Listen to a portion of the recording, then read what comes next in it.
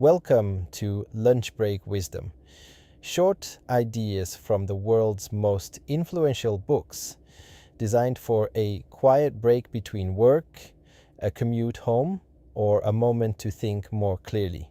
Today's episode explores the teachings of one of the most dynamic spiritual figures of the modern era, Swami Vivekananda, drawn from the complete works of Swami Vivekananda.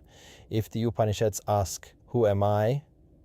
and "I am" that invites us into direct self-inquiry, Vivekananda asks a different question. Now that you know something of your deeper nature, how should you live? Because for Vivekananda, spirituality was never meant to be an escape from life. It was meant to empower people to engage with life more courageously, compassionately, and effectively. He famously declared that strength is life, weakness is death. This statement captures much of his philosophy.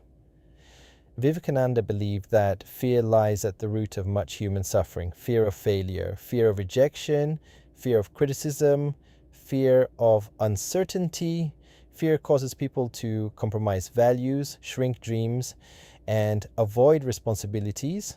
He observed that many spiritual traditions had become overly focused on guilt, withdrawal, or pessimism. In contrast, he called for a spirituality rooted in confidence, vitality, and service. The first major lesson from Vivekananda concerns the divinity within. Drawing from Advaita Vedanta, he taught that every human being possesses an inherent sacredness. Not because of achievement, not because of social status, not because of religious affiliation, but because the same ultimate reality, Brahman, expresses itself through all beings. This idea carries profound implications. If people truly recognized the dignity within themselves and others, exploitation would diminish, prejudice would soften, compassion would deepen.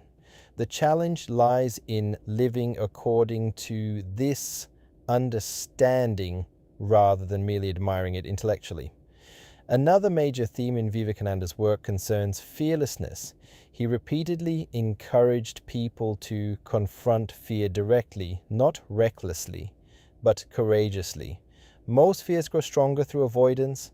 Difficult conversations postponed become heavier. Dreams deferred become sources of regret. Responsibilities neglected accumulate. Vivekananda's advice was simple: face life, take action. Trust your deeper capacities. Even failure, he argued, often teaches more than passivity. This teaching resonates strongly with modern psychology. Exposure reduces fear. Action builds confidence. Growth emerges through engagement. Another powerful idea involves self-confidence. Vivekananda observed that many people live beneath their potential because they underestimate themselves. They internalize limiting beliefs, compare themselves constantly, assume inadequacy. He challenged this mindset vigorously. According to him, people possess immense untapped strength. The task is not becoming something entirely new. It is recognizing and expressing what already exists. This perspective aligns beautifully with the Upanishadic notion that wisdom involves uncovering rather than acquiring. The obstacle often lies not in lack of ability, but in lack of belief. Another recurring theme concerns service. Vivekananda emphasized that spirituality divorced from compassion becomes incomplete. Meditation matters, prayer matters, study matters. Yet genuine growth should express itself through action, helping others, relieving suffering, supporting communities. He famously encouraged people to see God in humanity, to serve others not from superiority but from reverence. This transforms service. Helping another person becomes more than charity. It becomes an expression of interconnectedness. The book also explores the harmony of different paths. Vivekananda recognized that individuals possess diverse temperaments. Some are naturally contemplative, others action-oriented, some devotional, others philosophical. Accordingly, he described 4 broad paths of yoga. Karma Yoga, the path of selfless action. Bhakti Yoga, the path of devotion and love. Jnana Yoga, the path of knowledge and inquiry. Raja Yoga, the path of meditation and mental discipline. Rather than insisting upon uniformity, Vivekananda celebrated diversity. People need not follow identical paths toward growth. The key lies in sincerity and consistency. This perspective remains refreshing in a polarized world. Different approaches can coexist. Another major teaching concerns education. Vivekananda famously described education as the manifestation of the perfection already in men. He criticized systems that merely transmitted information without cultivating character. Knowledge matters, yet education should also develop courage, compassion, discipline, creativity, wisdom. This insight feels increasingly relevant. Access to information has expanded dramatically. The challenge now involves transforming information into understanding. Another recurring theme involves responsibility. Vivekananda urged individuals to avoid victimhood. Circumstances influence life, societal structures matter, injustice exists. Yet excessive focus on external blame diminishes agency. He encouraged people to ask, what can I do from where I am with what I have? This perspective empowers action. Responsibility becomes not punishment, but possibility. The book also emphasizes discipline. Grand aspirations require daily practice.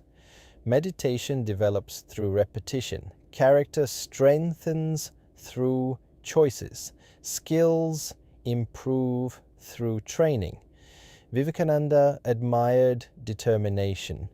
He believed extraordinary achievements often arise through ordinary disciplines sustained over time. This principle appears throughout Lunch Break Wisdom. Small actions compound. Identity follows repetition. Another profound lesson concerns universalism. Vivekananda gained international recognition during his address at the World's Parliament of Religions in Chicago. He emphasized harmony among religions, not by denying differences, but by recognizing shared aspirations, truth, compassion, service, transformation. This message remains remarkably timely. Modern societies often define themselves through division, religious identity, political affiliation, national allegiance. Vivekananda encouraged a broader perspective. Differences need not eliminate mutual respect. The book also addresses the nature of success. Contemporary culture frequently equates success with wealth, recognition, or influence. Vivekananda offered another metric.